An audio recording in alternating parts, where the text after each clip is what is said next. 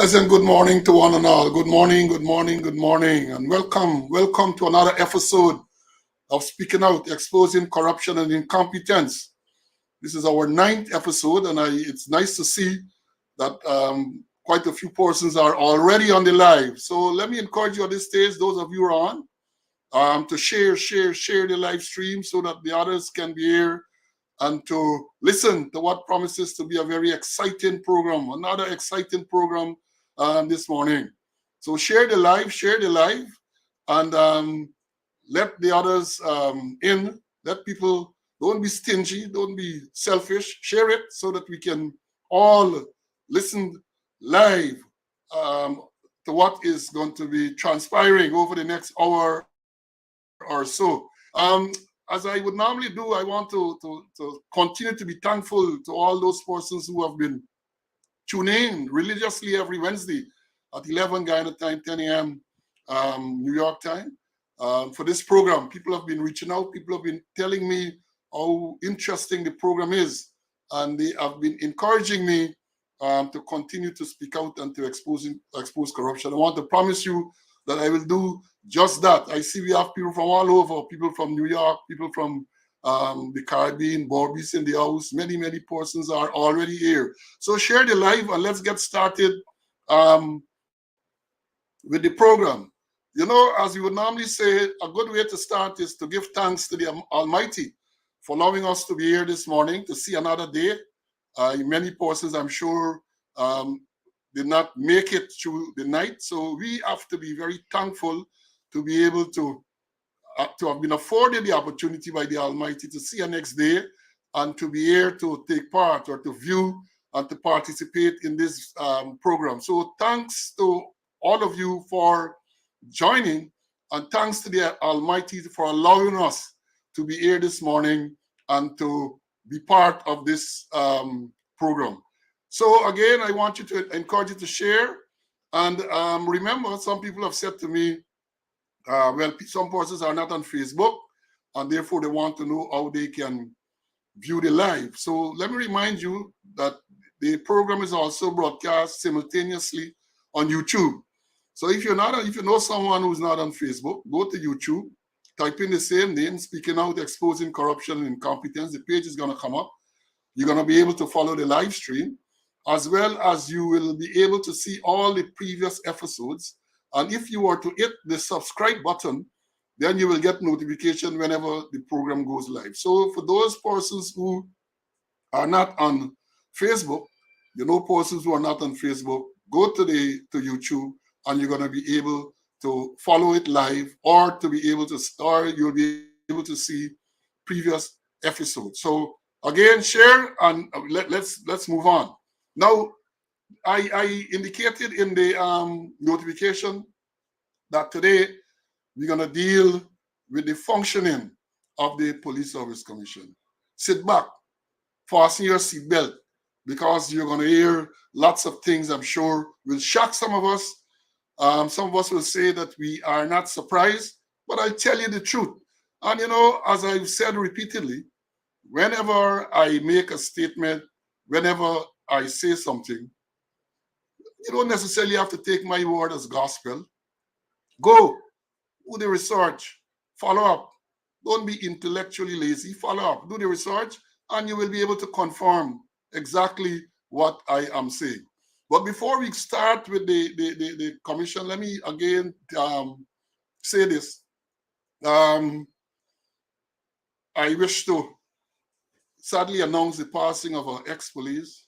I don't know if many of the younger folks will know him, 7444 Lancaster. I think they call him Tanner. I knew him well because he was a villager. He was a man from BV. Back in the 70s when I joined, he was at the Police Finance Office, 7444 Lancaster.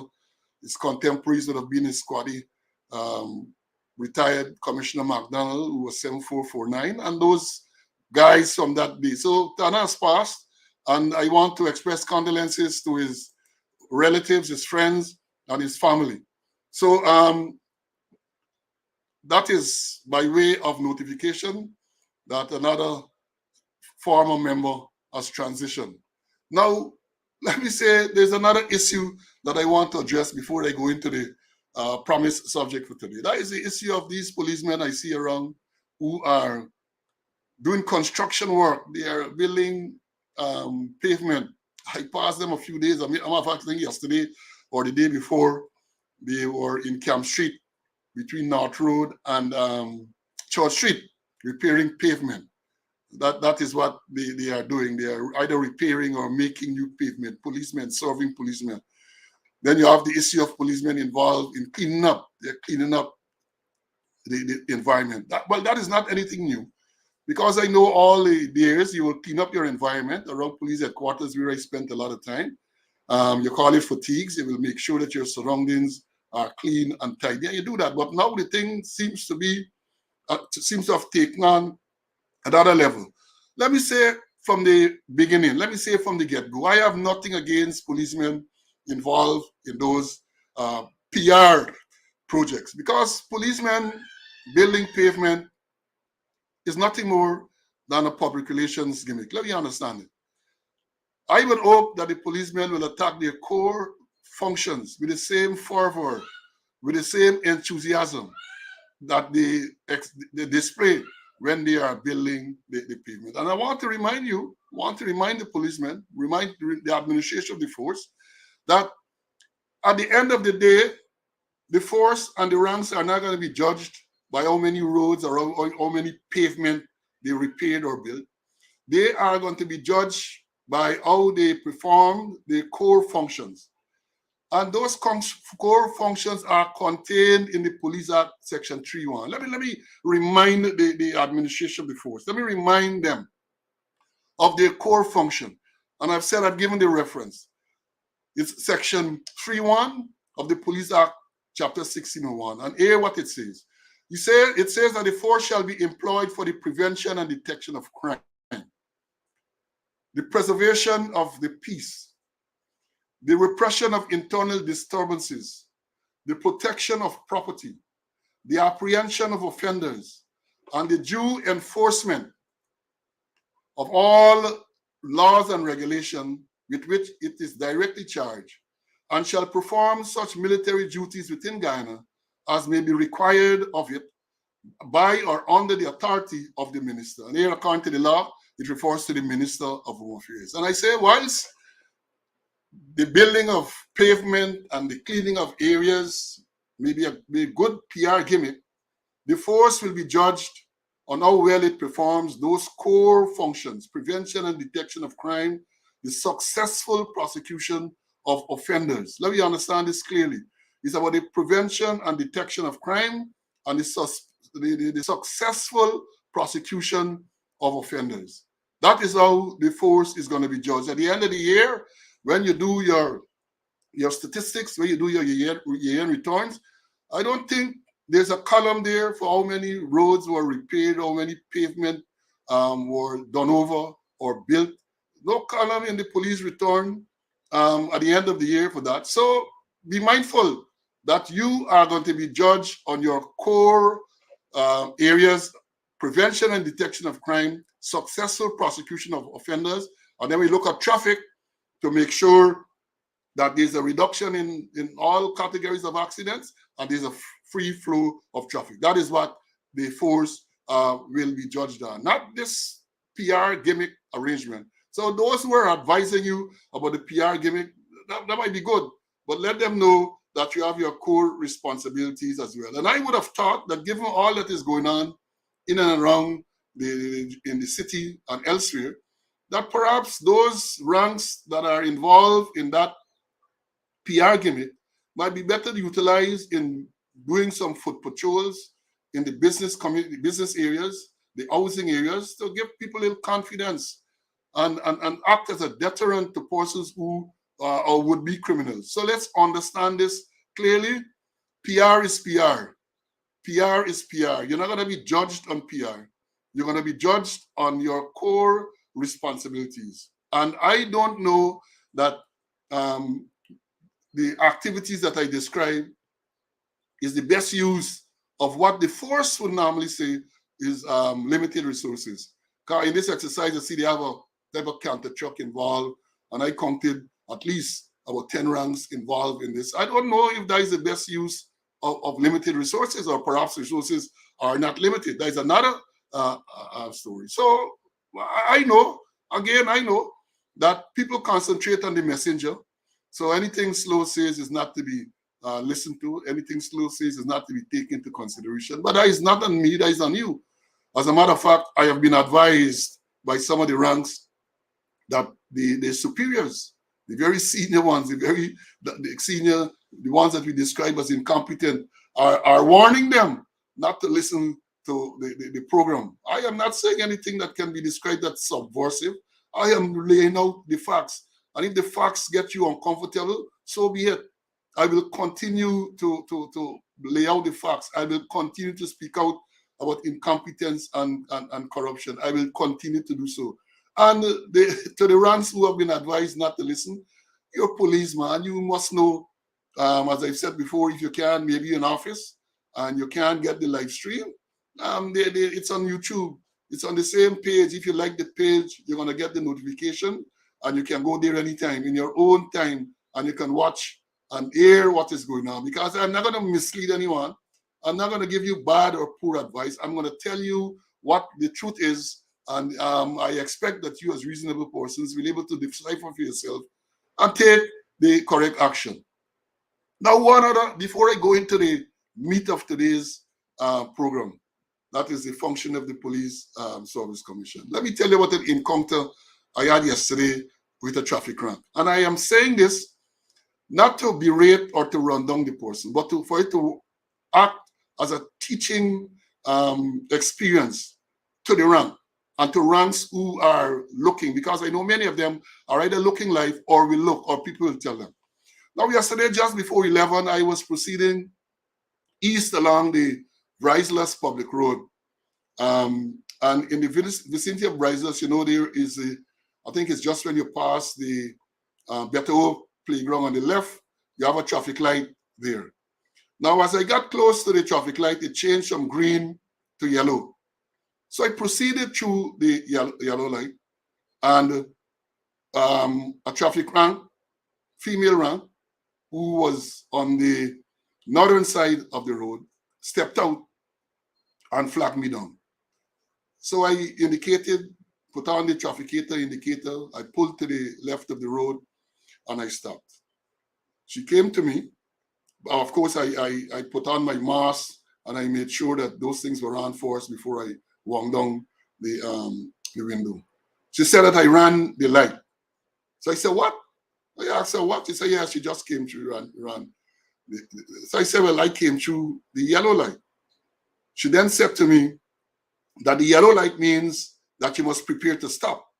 So I said, well, yes, but not if you are so close to the line that if you were to stop, it is likely to, either you have to apply brakes rashly, or that in itself might cause a problem. Well, she was insisting that I should have prepared to stop at the yellow light.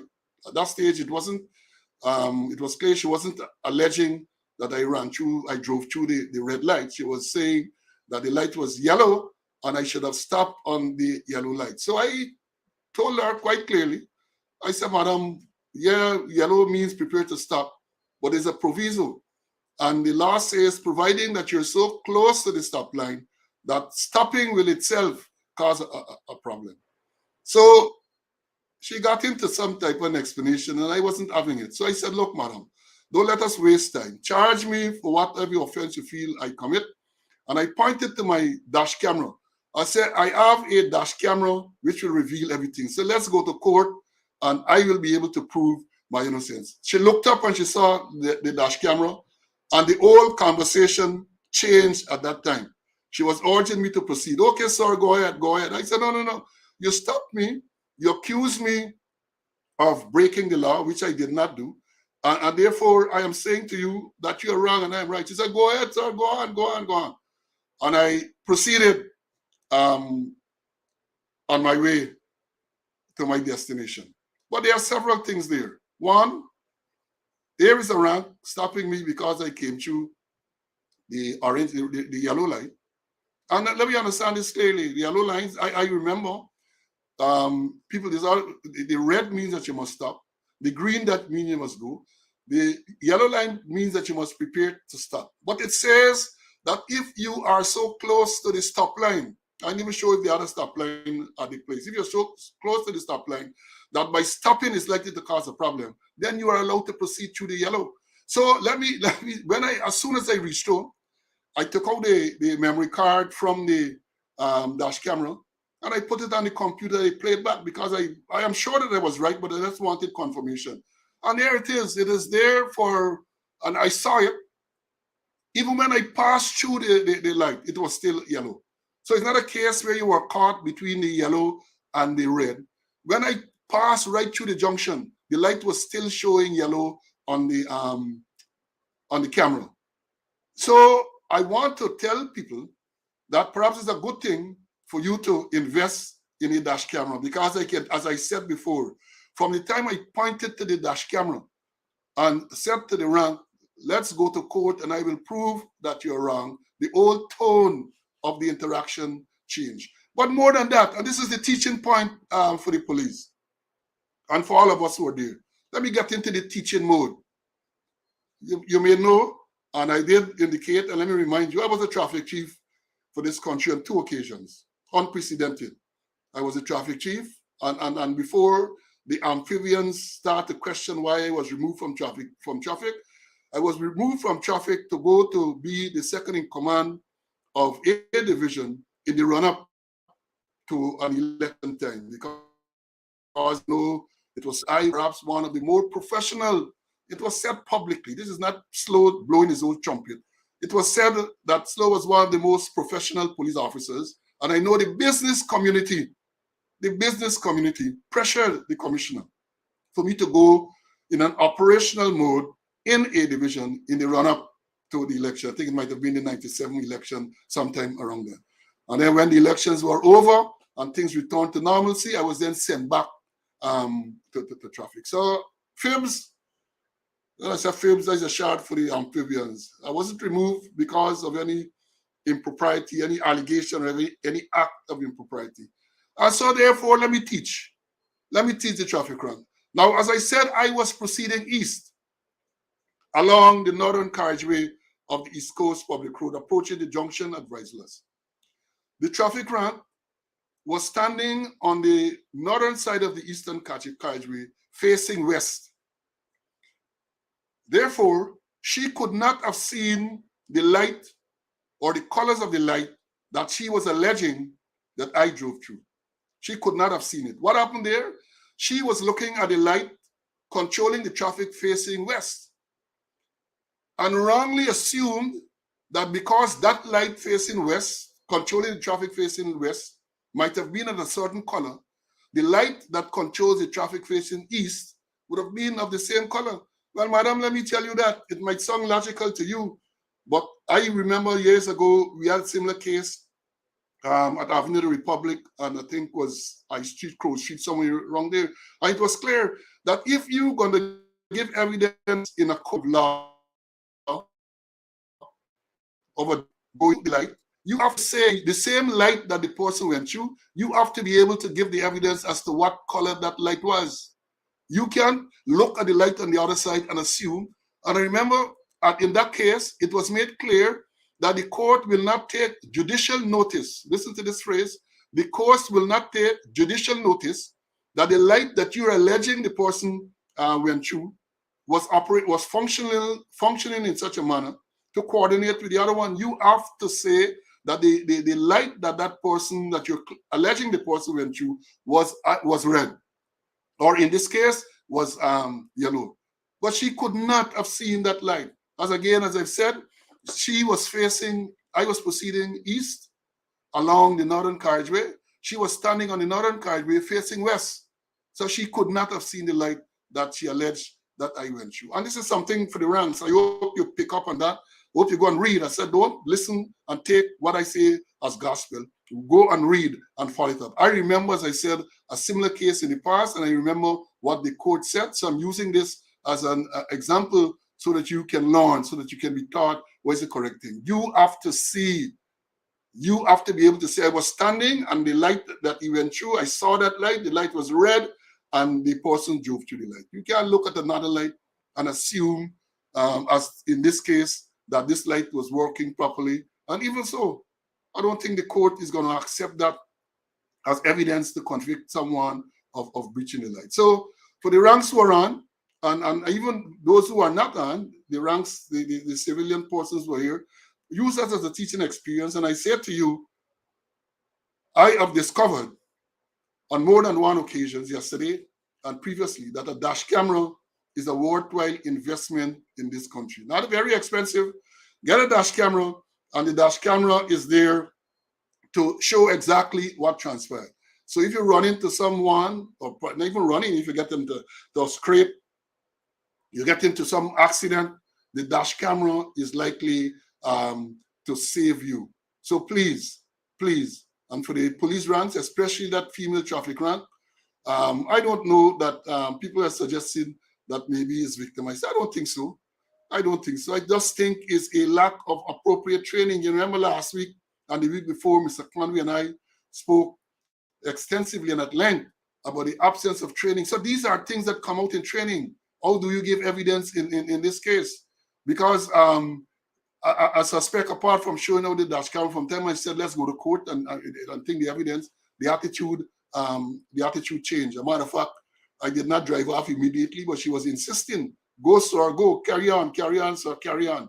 And eventually I drove off. So those are the things that I wanted to start with this morning before I go into the main subject, the main bout this morning. Let me warn you, I think we are almost 25 minutes into the program. I suspect that we're not going to be able to deal with all the issues relating to the Police Service Commission this morning. But I promise you, whatever we are unable to deal with this morning, we'll come again and again until all the subjects have been properly dealt with. Now, for the Police Service Commission, let me tell you something about the Police Service Commission. You could recall, you remember that I was the chairman of the last Police Service Commission. The life of the commission, which is constitutionally a 3-year term, ended in August of last year. We were sworn in August of 2018, and the commission life ended automatically in August 2021. I was the chairman.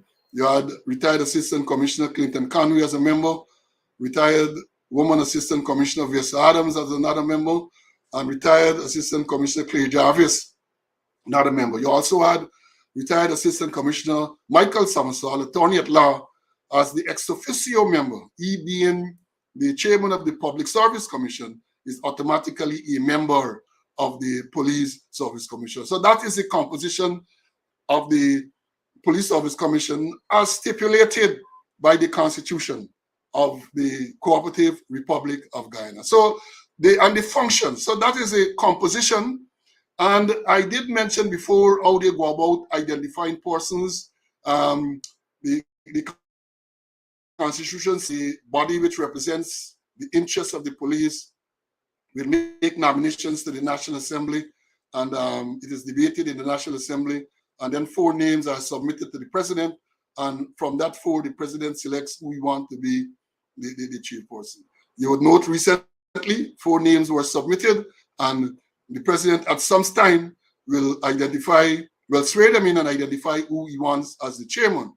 Now, I did explain, and again, I recognize that we have people who are joining all the time. I might not have been privy to the previous program, so permit me to just briefly. Now, the president appoints, but it is a process where he has to consult the opposition, the leader of the opposition. So that is part of the process, but he decides on who the chairperson should be. So I was the chairman for the last Service Commission. Now, briefly, the functions. Now, the functions are, 1, to promote ranks in the police force, members of the force from the rank of inspector to assistant commissioner. So it starts with that responsibility of promoting from inspector to assistant commissioner. It is also tasked with the responsibility of disciplining those same ranks. So if a rank from inspector to assistant commissioner is alleged to have committed an offense against discipline, the only authority that can discipline them is the Police Service Commission, not the Commissioner of Police, not any one of the senior officers. They cannot. The Constitution says that only the Police Service Commission can exercise disciplinary control over ranks of or above, well, from inspector to assistant commissioner. And then there is another role, there are other roles, but another important role as the disciplinary authority. So in the police force, if a rank is alleged to have committed an offense against discipline, there are levels of disciplinary authority. The disciplinary authority is the person or the body who awards punishment. So a rank is alleged to have committed an offense and the matter is inquired into by, let's say, a rank who is an assistant superintendent or deputy superintendent. They cannot award punishment. They will make recommendation to the first level of disciplinary authority, which is the divisional or branch commander. And that is providing that person is of or above the rank of superintendent. So if you are a branch commander or a divisional commander, and you don't have the rank of superintendent or above, you are not a disciplinary authority. You cannot award punishment. I had that experience in 1992, I think it was, when I became the officer in charge of the TSU at the rank of deputy superintendent, even though I was a branch commander, because I held the rank of deputy superintendent, I could not have awarded punishment. I had to send it forward to 2IC operations, who I think was a senior superintendent, and they awarded punishment. So you have to be superintendent. So there's a first superintendent and above. That's the first level. Now, once that first level awards punishment, the punishment that they can award, according to the law, 1701, Police Discipline Act 1701, is limited. Is limited. They can admonish, they can reprimand, severe reprimand, they can award what we call confinement to barracks, CB with drills, not more than 14 days. They can fine a person not more than 5 days pay on any single charge. So it is limited to that. Then the next level is the Commissioner of Police.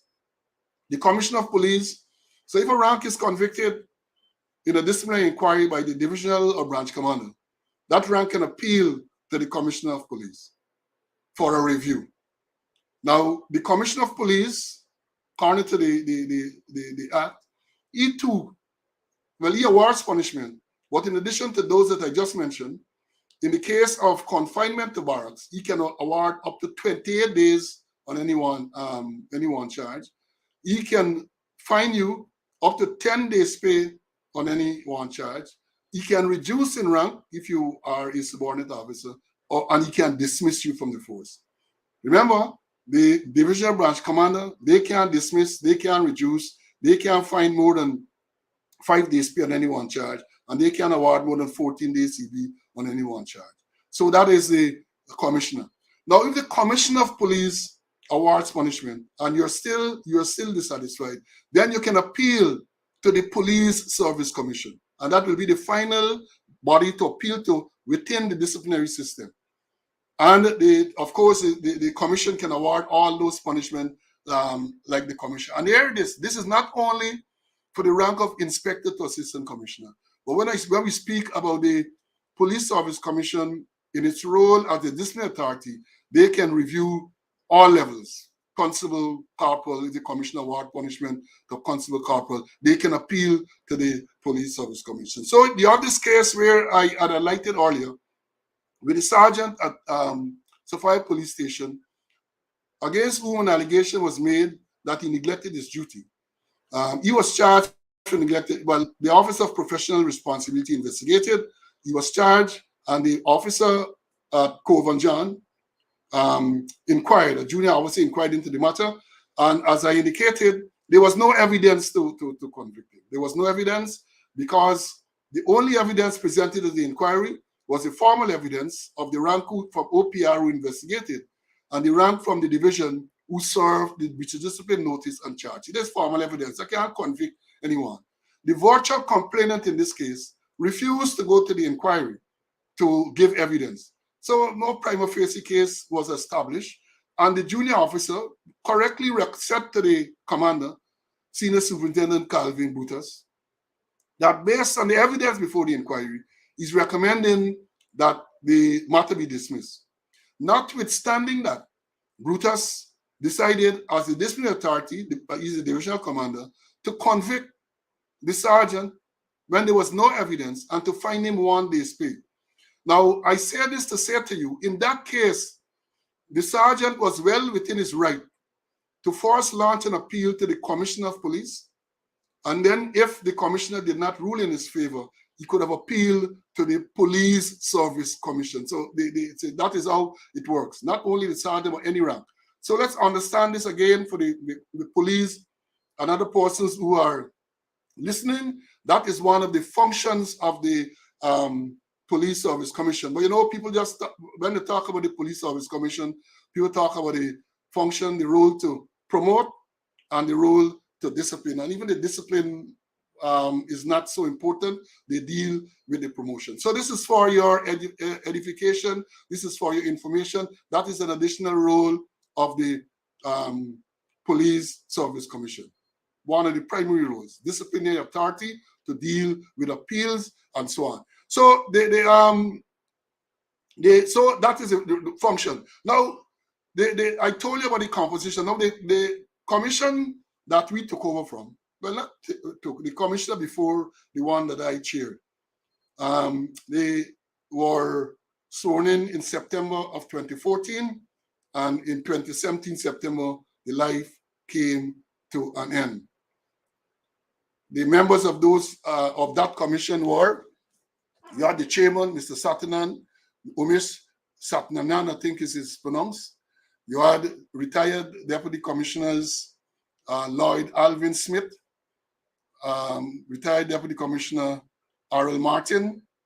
You had retired assistant commissioner, the late Keith John. And then on that occasion, the chairman of the Public Service Commission was Mr. Carville Duncan, and therefore automatically he was an ex officio member on the Police Service Commission. I think during 2017, Mr. Duncan was charged, and therefore Mr. Patrick Yard took over in that role for a brief period of time. Now, let me make it quite clear that I know some of the members of that commission. I refer to Mr. Smith, Mr. John, Mr. Martin. I want to make it clear from the outset. I have the utmost respect for those gentlemen, for their knowledge and the integrity. And under no circumstance would I ever think or imagine that those persons are going to be corrupt in any way. Mr. Smith has established his reputation over the years as an outstanding police officer. He was known in the force as wrong man, meaning that I was the wrong man to mess with. I remember years ago, there was an incident where a robbery took place at LBI, Sugar Estate. I think it was a payday Friday. And Mr. Smith, I think, was on the East Coast at the time. And he was one of the persons in that investigation. And they recovered, I think, all of the money, or a substantial portion of the money, late someday, the story goes. And wrong man, Mr. Smith, it is said, slept with the money in his office so nobody can interfere. There was no question that Mr. Smith would not interfere with it. Just but to be on the safe side, he stayed with the money and every cent was accounted for. So I know Mr. Smith don't get involved, would never get involved. He didn't get involved there. And I know that he would never get involved in any impropriety. So understand that when I speak of allegations of the Service Commission, not Mr. Smith. I don't know Mr. Smith would ever get involved in anything like that. Same for Mr. Martin. I know Uncle Arnold for years. Outstanding citizen, outstanding police officer.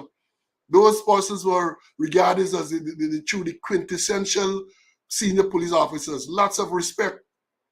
And so therefore, I know that Mr. Smith would not get involved in any skullduggery.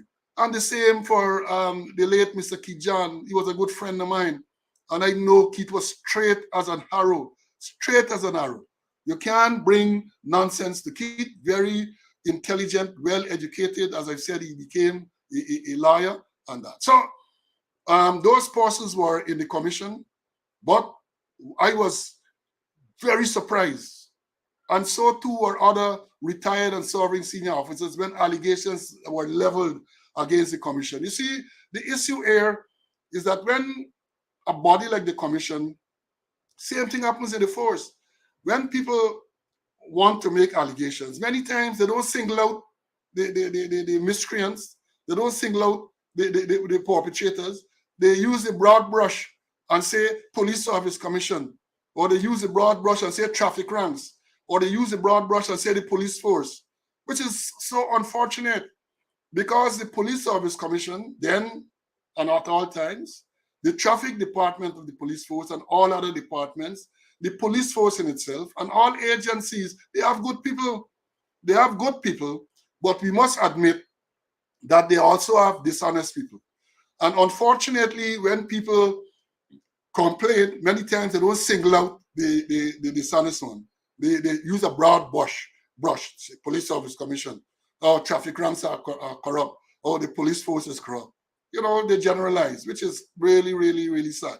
So I am saying that when allegations started to circulate about impropriety at the police service commission, I was taken aback.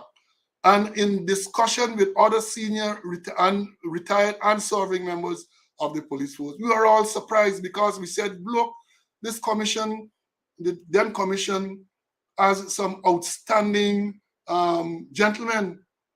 How can they be there and these things, these allegations are being made? But as you know, we say allegations are allegations. Allegations have to be or should be investigated. I did say that to the president in September, on September 17, 2020, when he spoke about allegations against Williams. I said, yeah, allegations are going to be made. Once you're a police officer, 99% of the police officers are going to have allegations of some nature, not necessarily corruption. Allegations are going to be made. You have to have a robust system which allows for those allegations to be properly investigated, independently in some cases, entirely investigated. The allegations are going to be made. But in the case of the Police Service Commission, allegations were made, letters were written to the president, people complain all around about unprofessional and even criminal conduct at the Police Service Commission. Now and the main allegation was that ranks were required to pay large sums of money to be promoted. Let me say that again. That was the allegation, among others, that in order to be promoted, you have to pay a bribe to a particular member of the Police Service Commission. I repeat for emphasis because people might believe that slow just bumping the gum, flapping the lips. That was the allegation contained in writing. And if you recall, there was an issue in 2017 where the then Mr. Armon, minister, whatever his position was, wrote to the Service Commission to tell them that, look, they should not go ahead with any promotion. That letter is part of the record. That was challenged. And again, you recall the Chief Justice ruled quite correctly that the Constitution does not allow that. So the allegations that were made prompted the minister to write, which was wrong. He shouldn't write. Should not have written to them because they are an independent constitutional body. But that does not say that the allegation had no merit. So what happened? An investigation was launched. An investigation was launched into the allegation. People were interviewed. Members of the commission at the time, members of the force were interviewed. And at the end of the investigation, a damning report was submitted. Now, let me say this. They also had allegations. There was also an allegation. And this, look, if the members of the force, current, who were there at the time, some might have retired, if they want to be truthful, they will tell you the allegation was there was some place across the river where the same member organized barbecues. And the tickets had to be sold by the police ranks.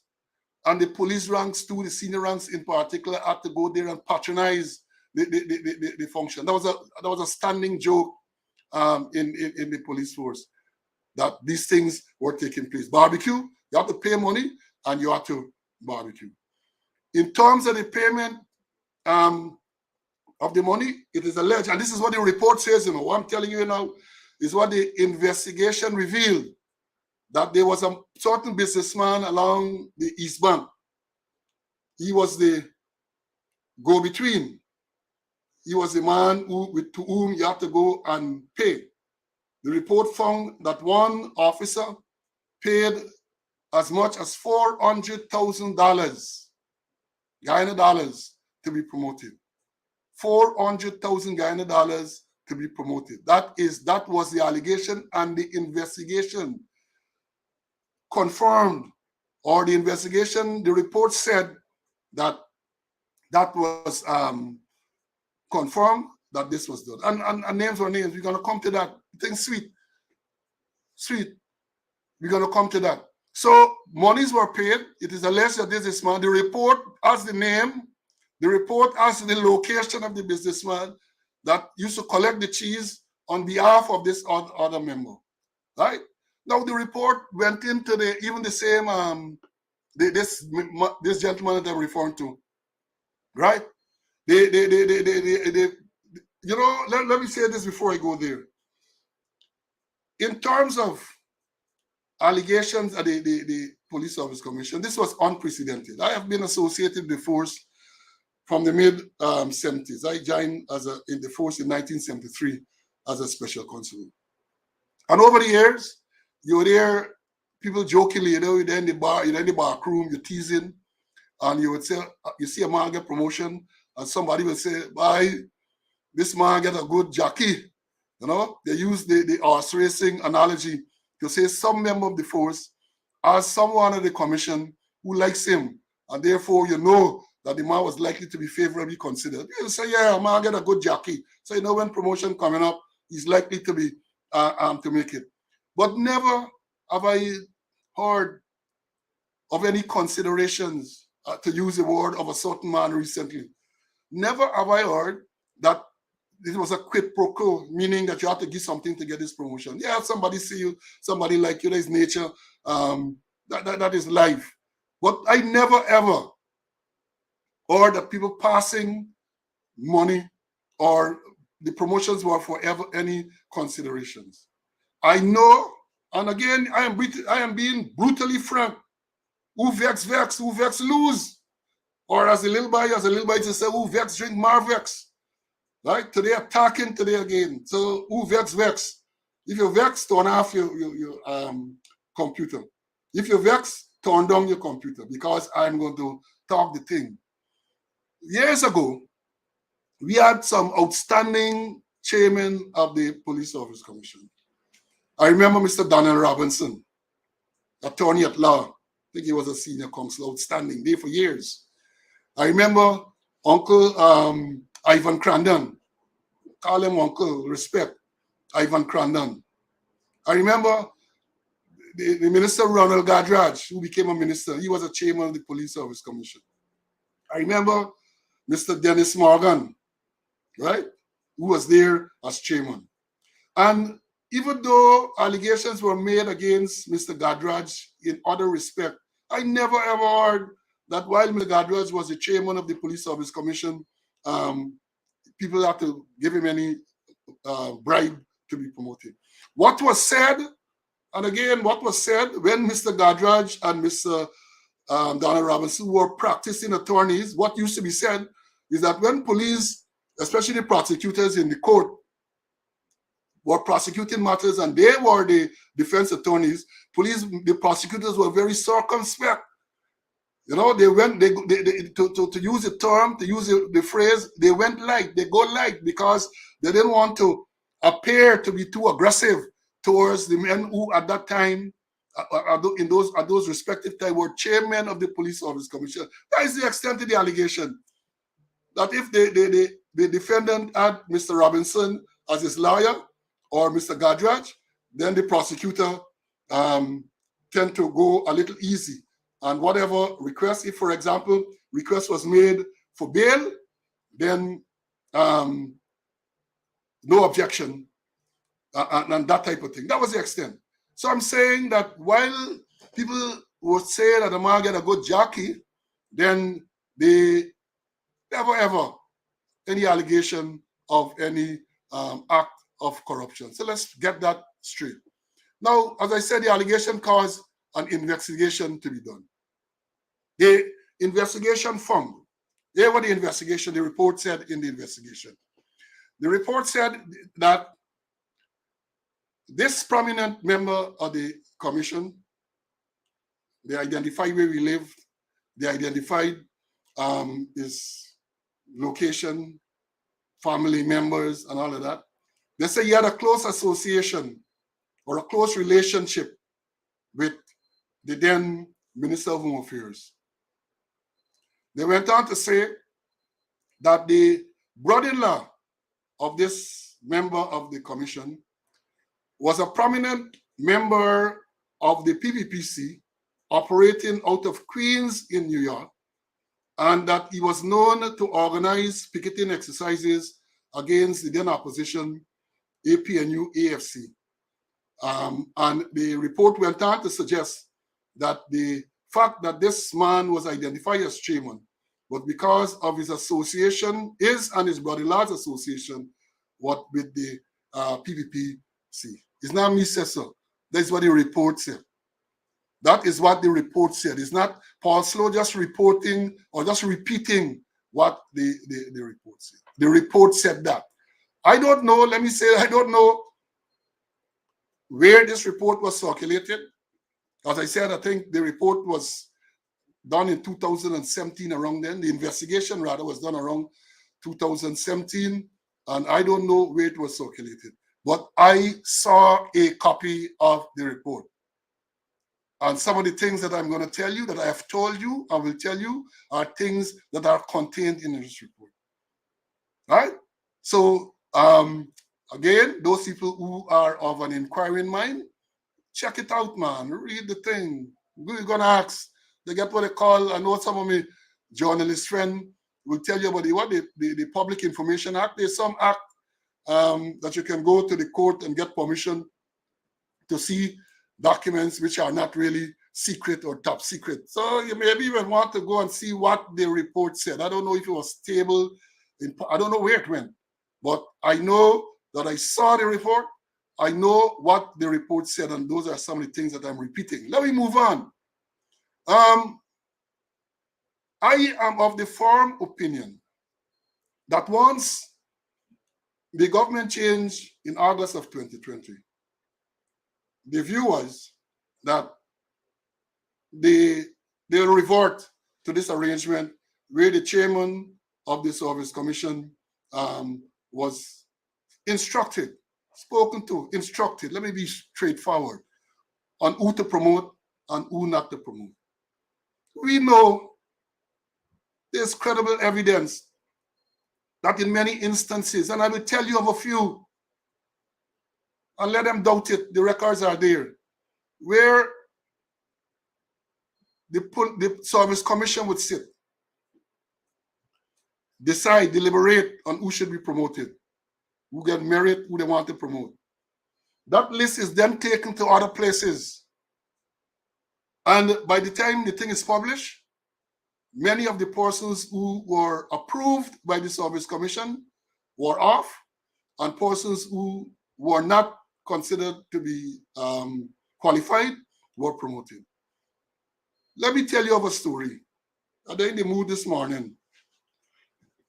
Let me tell you of a story years ago when I was in the force. You know, the tradition is that promotion comes out All Year's Day. So everybody look forward. You'll get a drink at the commissioner's conference room. So you all gather around midday time, wishing everybody all the best of the new year and planning for the All Year's Night Ball. So you're all there gathering.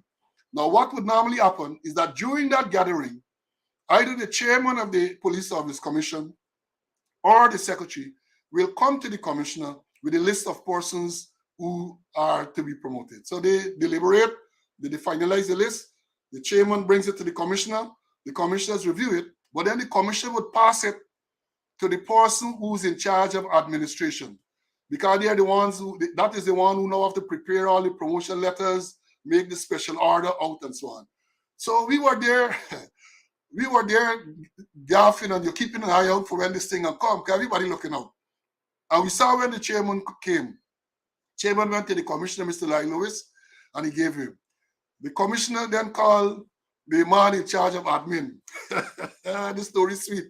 Who at the time was Mr. Winston Felix.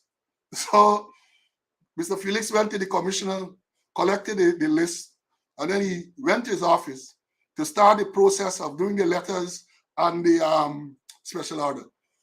So we saw when Mr. Felix was going with this envelope, and we knew that this envelope contained the names of the persons who were promoted. So we tailed along. Went into the last office. I think Mr. Bombry was there with me, somebody else, I can't remember who. So Mr. Felix opened the list, and we were looking to see who were the people promoted. Now, Mr. Lewis, being the scamp he was, saw when we moved to the back and suspected that we were going to have a look at this list. So he walked into the office and caught us going through this promotion list, and then he started to make an issue over it.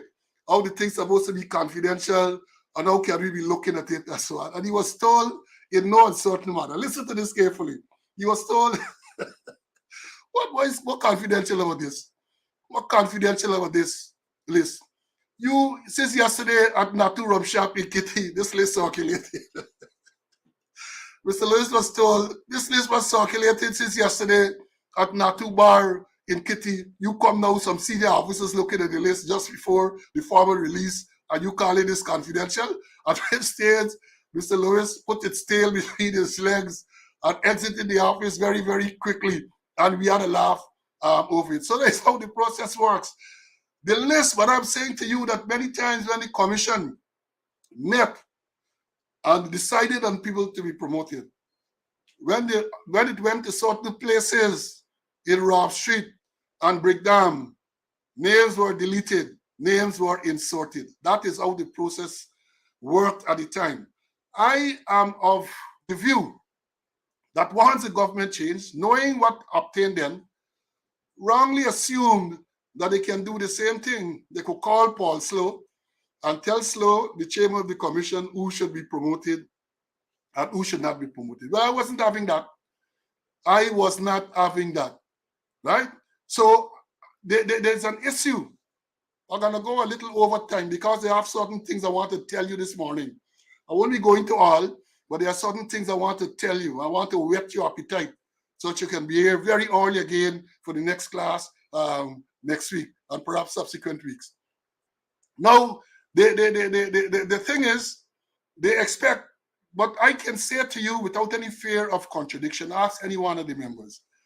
I never dealt with matter arbitrarily. All the matters of the commission were discussed at meetings.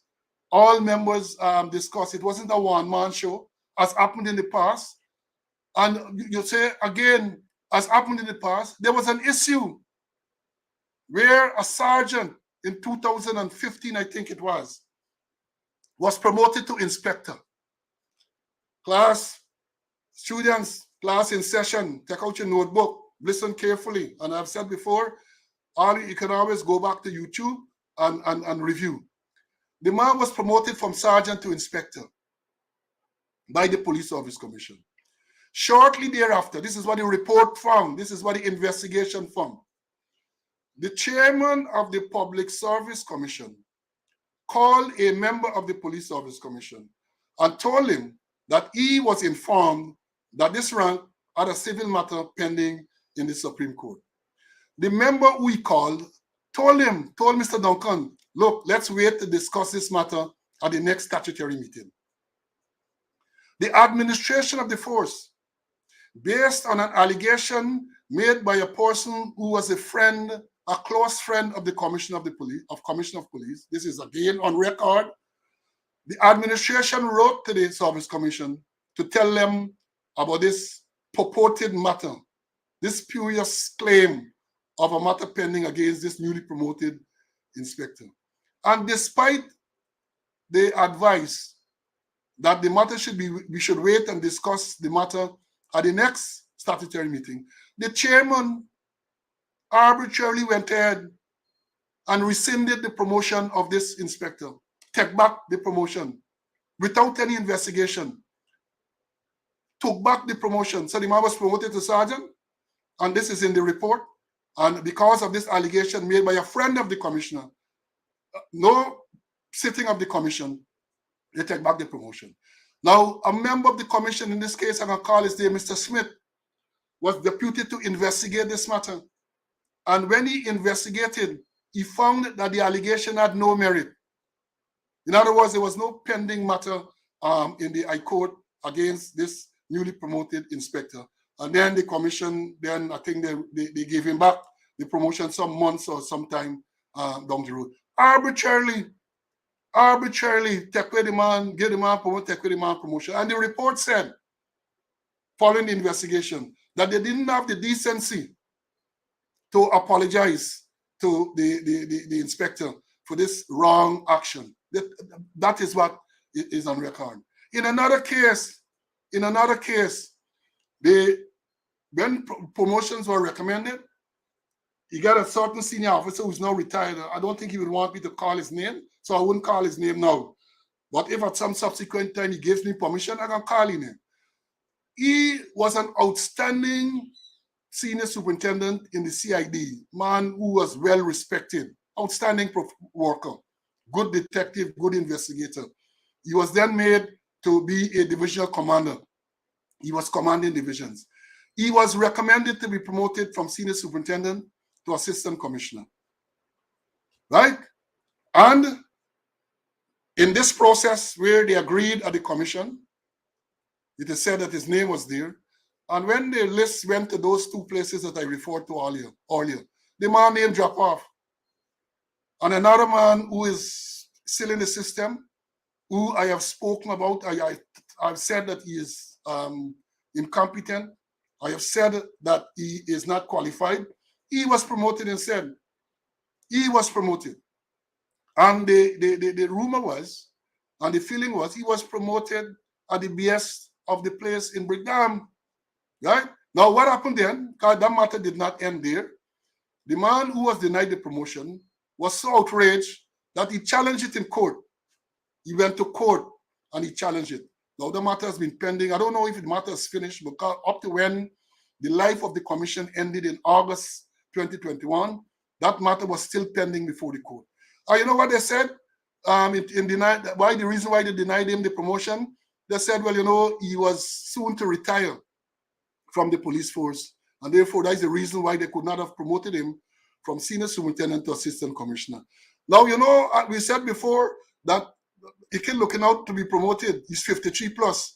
I hope they use the same measure to say, well, you know, Mr. Iken is soon to retire from the police force, and therefore we can't consider him to be promoted. But having said that, the rank then did his research. This man who challenged the promotion did his research.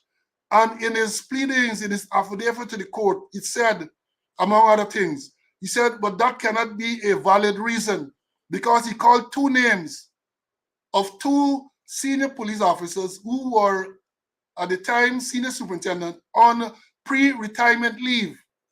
They were senior superintendents on pre-retirement leave and were promoted to the rank of assistant commissioner while they were on pre-retirement leave. So he said, well, look, I still got time to go. I'm not on pre-retirement leave yet. So you can't use the fact that I'm soon to retire as an excuse to deny me my promotion.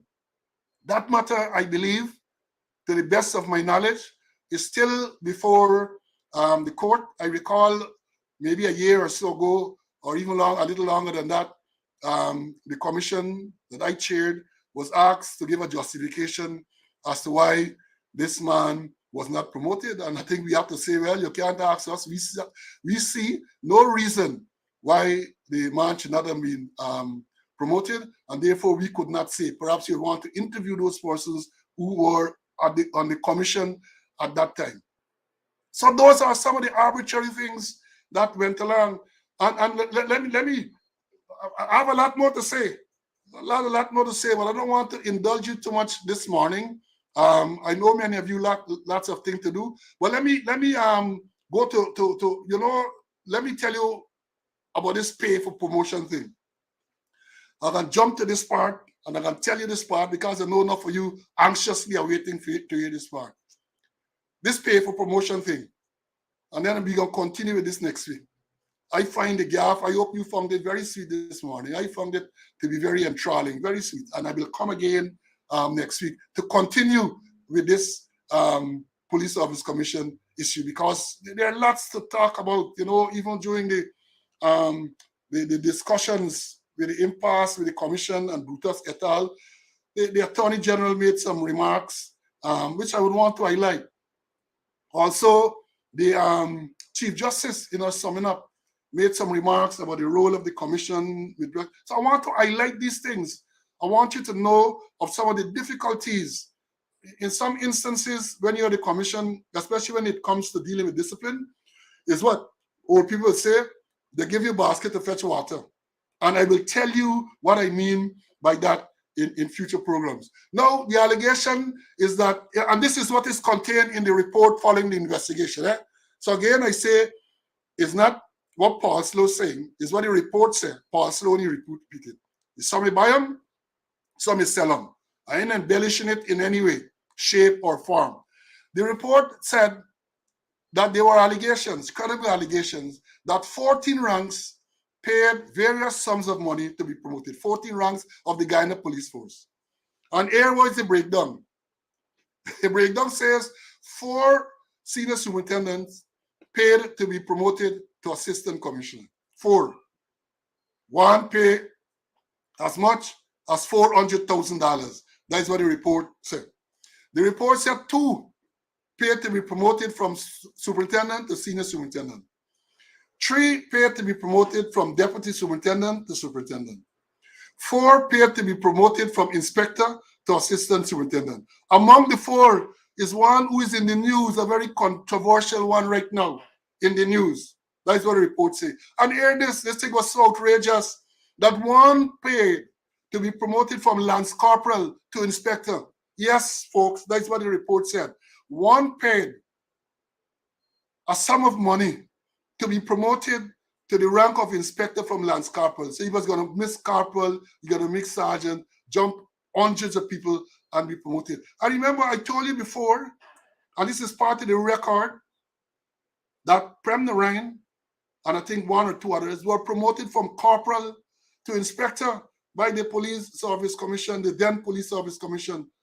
So the fact that a man was paying money to be promoted from lance corporal to inspector, and strange.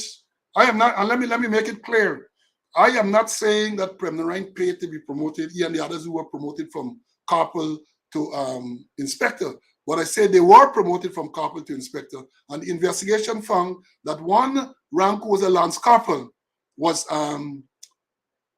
paid money to be promoted to inspector. And the whole story is that when Mr. Armand wrote the letter to the commission, even though the court subsequently found that the act of Mr. Armand was unconstitutional, the commission did not go ahead with the promotions. And I hear, well, you got to ask them ranks in the force. I hear once the people did not get the promotion, having paid the money, and then the commission life came to an end in September of 2017. Man said, I want back the money. I want back my cheese. I understand in one case, a certain man threatened the man who finally collected the money to lock him up if he did not give the money. And the story is that the man sent the money by one of those wire transfer agencies to give back him. The story is sweet. The man sent back the money to the guy. And I want to end this part by telling you, as I said, next week we'll come again with this.